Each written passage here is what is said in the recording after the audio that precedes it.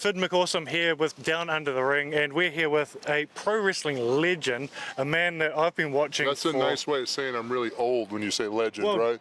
He's so damn old!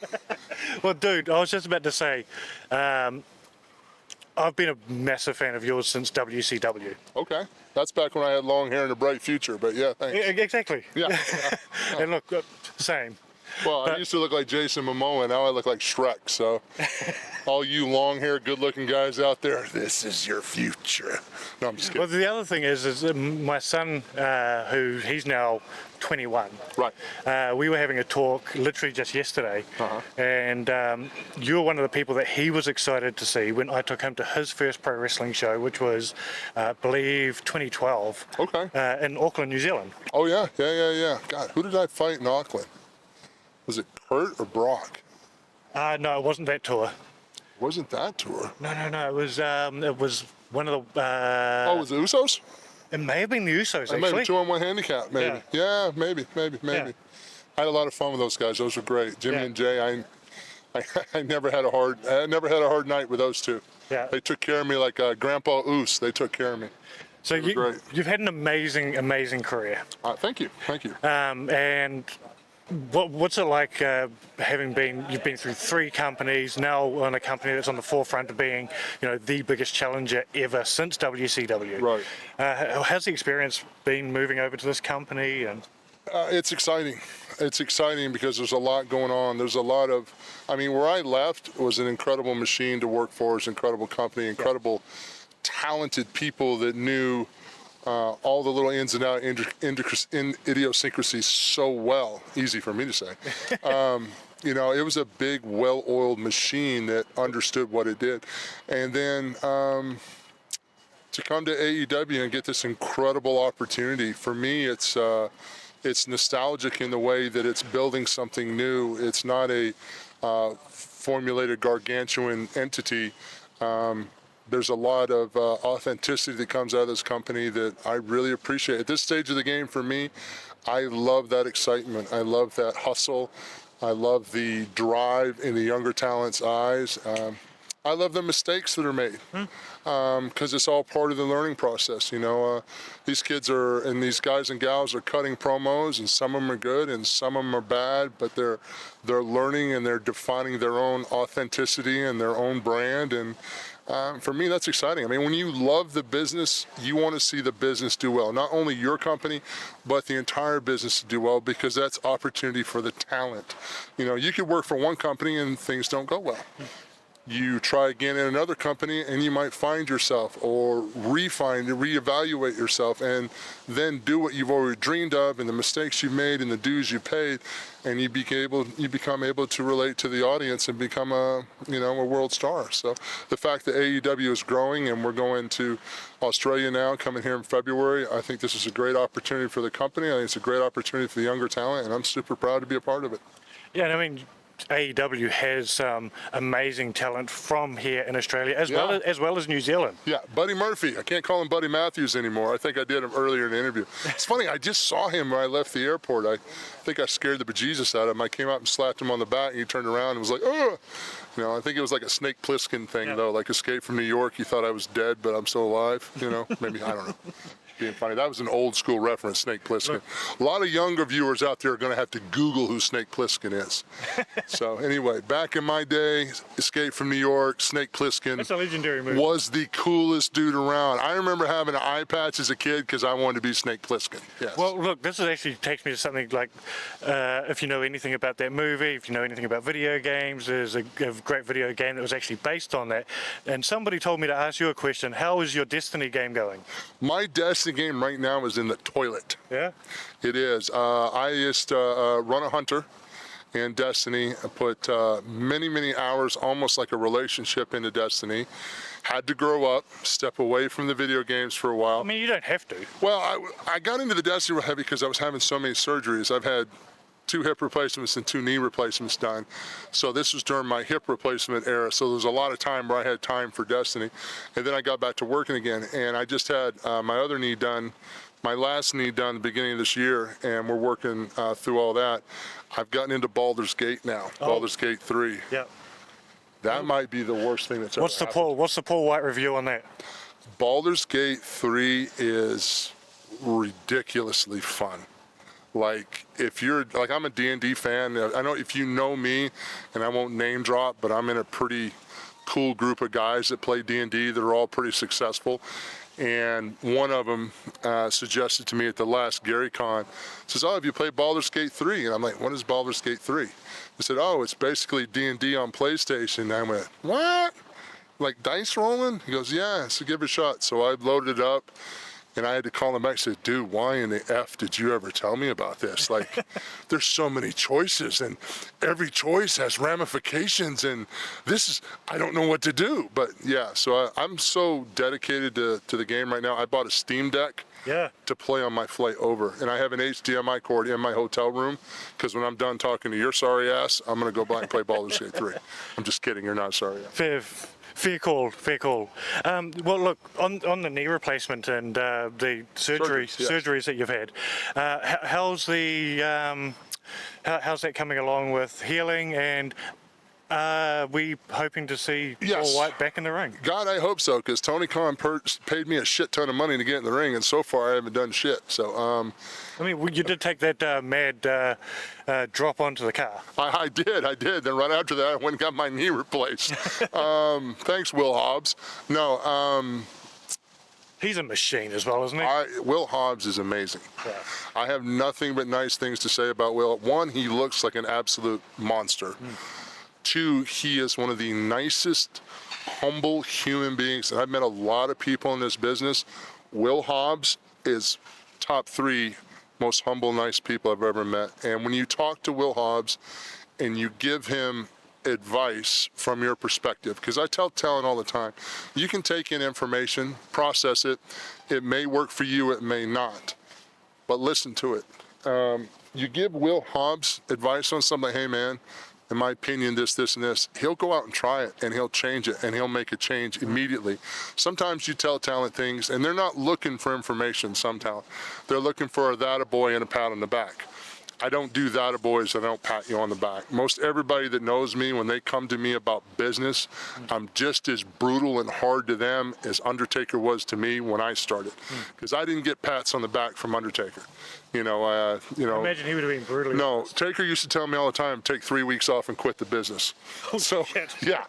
Yeah, because I went up for an Attaboy one time. I was like, hey man, just anything I can improve on? Just anything that their typical young guy bullshit. He goes, yeah, I know something you can do. You can take 3 weeks off and quit the business. And I was like, okay. Note to self, don't bother him with silly stuff like that. So it's important I think it's important to give a talent an honest feedback. That doesn't mean you have to tear them down and point out everything they do wrong, because if you've been in this business long enough, you can expose stuff in your own work and everybody else's work after it's happened. It's giving them the situations to understand why something happens and to make a change to better their character. Yeah. So I always appreciate Will Hobbs, because Will Hobbs thinks about things and then comes to me with something. On a few occasions he's come to me and we've had good conversations, and I've seen him go out and make changes. And it's usually just little character stuff, because let's be honest, I don't know a wrist lock from a fucking headlock. I'm not a Bryan Danielson or somebody like that that's going to really know John Moxley, believe it or not, who's an incredible technical wrestler. That's not my MO. That's not my gift to life. But knowing your character, I do understand knowing the character, and that I can help with. But I imagine surely you'd be sharing a lot with the big guys that are coming up. Sure. I think that's there's a lot of opportunity to work with a lot of big guys there. Satnam is our big guy there, and I love Satnam. My biggest thing with Satnam right now is I just want him to get a little meaner. He's such a nice, humble, good kid, and great family, cares very much about his dad and his sister, and he's just a really good person. He comes from a really good family, and I'm trying to incorporate to him that being a giant, sometimes you have to learn to be nasty. You have to be mean. You have to lose empathy. When people throw stuff at you, whether it's batteries or spit on you or throw a rock through the windshield of your car when you're leaving the arena because they hate you so much, then you're doing your job as a giant. Because, the oldest story in the world is small guy versus big guy. Yeah. You know, how many times have you heard stupid say, I don't know, maybe in Australia you haven't, it's not the size of the dog in the fight, it's the size of the fight in the dog. Oh, look at me, I'm a skinny dude. Yeah. I was getting pushed around by the big boys. Sure, but I mean, you know, but you know what, I bet there's a point you don't back down either. Oh, I could get into a story, I won't, but yeah. Exactly, but you've learned The that. day I snapped. You've learned that tenacity, and that resonates in pro wrestling, because think about human culture. Here's psychology. I'm going to give you a psychology 101. You ready? I'm ready. All right, this is probably going to put a lot of your listeners to sleep, but if they listen, they'll learn something. Wrestling is psychology. Think of all the things that human beings have had to go through to survive. War, famine, disease, all these things, nature, all these things that we've had to overcome, these insurmountable things, whether it's floods, storms, lava, all these things that we've had to overcome to be where we are today. So we understand that fighting from underneath. So in a wrestling match, if you're doing proper psychology, the beginning of the match, you have a face and you have a heel. Face is a good guy, heel is a bad guy. In a straight up one-on-one confrontation, the good guy can out-wrestle the bad guy. So the bad guy is very egotistical normally. So what does the bad guy do? The bad guy usually cheats to get an advantage. That's what you call your heat spot. Mm-hmm. Now during the heat, the heel is talking to the crowd, telling you, look at me, I told you I was great, I was wonderful, I told you I could beat this guy's ass. But then there's a hope spot during the heat. And that's where the face at the bottom is fighting back. He's letting the crowd know he's still alive. And then there's a comeback. What's your comeback? It's your baby face finally got up to his feet with both hands and is on evil ground. And the heel is feeding a comeback because he lost control of the situation. Yeah. And that's why he's taking the clothesline, backdrop. It's like the fuck this shit moment. Yeah, it's all over now. I'm back up to my feet. You no good son of a bitch. You kicked me when I'm down. I'm back on my feet. And then you have your finish. And your finish, your good guy goes over, your bad guy goes over. Either way, you've taken people. It's that simple and basic to tell a wrestling story. Everything else is showcase. Yeah. If you keep those three acts like a Shakespeare play, like a movie. Yep. I mean, we've all seen great movies. We've seen Infinity Wars, you know, and all. There's a build up to it, and Iron Man and everybody Thanos is kicking everybody's ass, and how are they going to do it? And they almost fail, and there's one chance in 100 million, and all that stuff happens. We identify with that. If you tell that story in one-on-one competition in wrestling, people don't know you're doing that, but they understand it. That's the part that takes them into it. That's why when you get involved with guys that are really good technical wrestlers, and there's a hold applied, and then there was a reversal, and then there's a counter, and then there's this whole change and series of events of two guys that are so evenly matched in their training. Now it comes down to heart. Who's not going to take a shortcut? Who's not going to give up? That stuff is compelling to the human spirit, and that's why wrestling is still popular this day. I mean, we all know that there's a predetermined outcome. I'm not embarrassed to say it.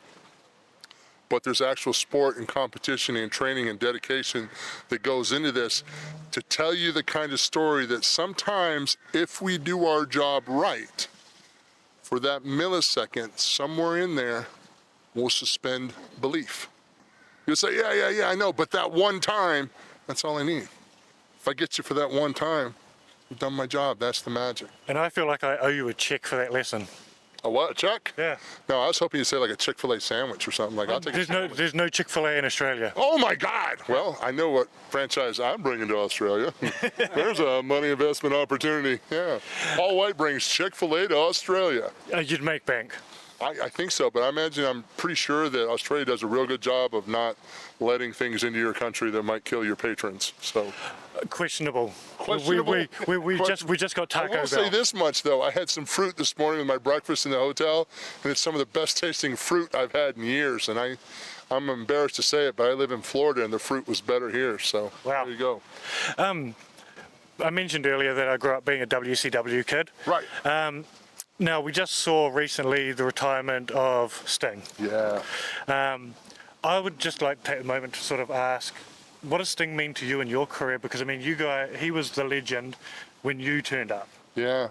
Sting's one of my favorite people on the planet. Yeah? I'm not going to get emotional and cry, but I love Steve Borden. He was so, immediately from day one, so unbelievably kind.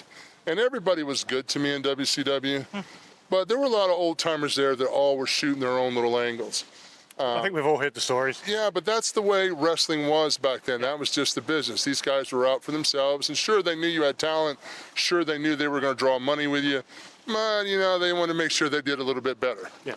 And that's okay, because it teaches you to fight for yourself, and it teaches you to protect your own brand. I never had to go through that with Sting. Sting was wide open, just very open to any ideas I had.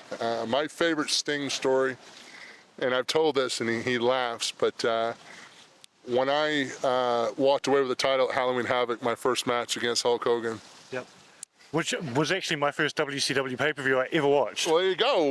We popped our cherries together in a weird way. So I wish I hadn't have said that out loud now. Now it just got Especially weird. when you find out I was 14 at the time. Yeah, well, I was 21, so it wasn't that 22.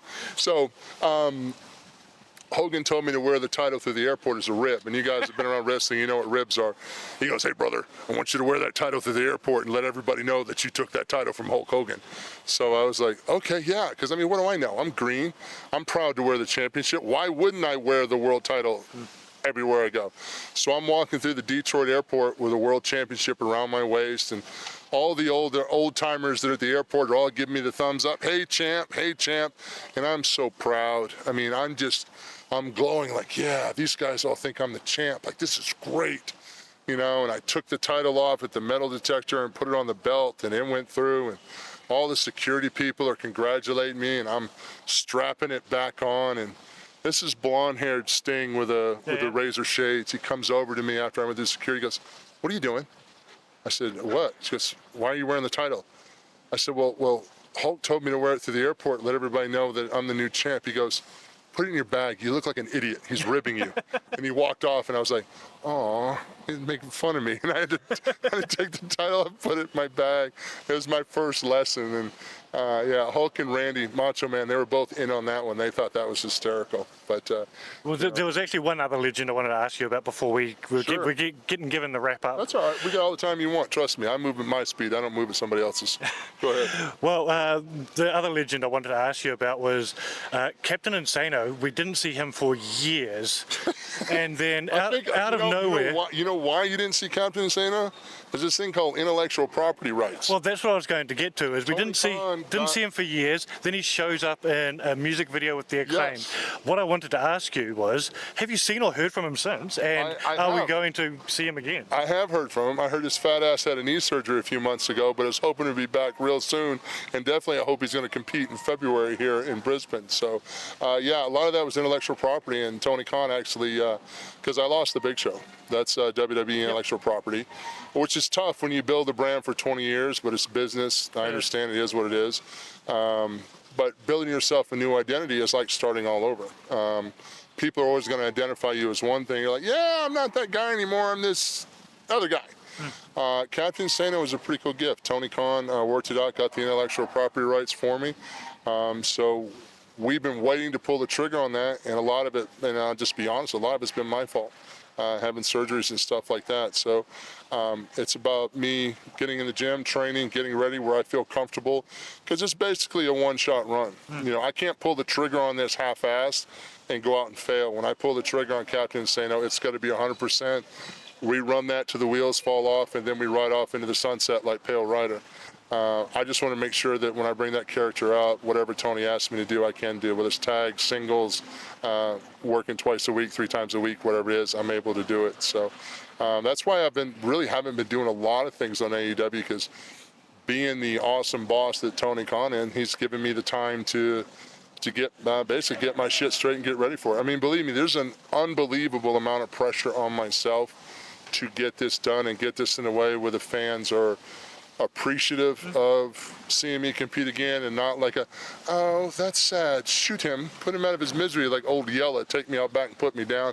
I don't want to get put down yet. I kind of want to go out like Sting did, have a nice little run, have some great matches, work with some of this amazing young talent we have in AEW, and then slide out, that goal accomplished, and then I'll move to New York and become a world famous playwright. Well, it's a joke because I can't spell. So, well, thank you so much for your time. Thank you. And we look forward to seeing you back here in February. That's it, February. For Grand Slam Australia. Grand Slam Australia, and hopefully Captain Insano will have a match And where else are you going to see a 400-pound guy in spandex? Right here. There you go. So let me correct that. A sexy, good-looking, bald 400-pound guy in spandex. Yeah. I mean, that's my opinion, but, you know.